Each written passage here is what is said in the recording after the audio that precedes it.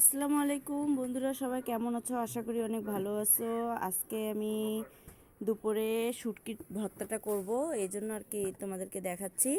শুটকির জন্য আমি যে মরিচ, শুকনো মরিচ, কাঁচা মরিচ, রসুন ভাজে নিয়েছি। আর এখন এই যে পরিমাণ মতো লবণ দিছি। এখন আমি এটা বাটি নেব। এই যে বাটা হয়ে গেছে, এখন আমি এখানে পেঁয়াজ দেব। এই যে পেঁয়াজ দিয়ে দিছি। এখন পেঁয়াজটা এখানে আদা বাটা করে নেব এই ইয়াটার মরিচটার সঙ্গে।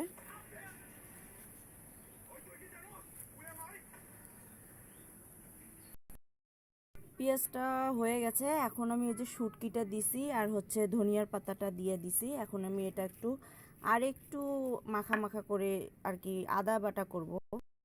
এই দেখুন বন্ধুরা, আমার ভর্তাটা অবশ্য হয়ে গেছে।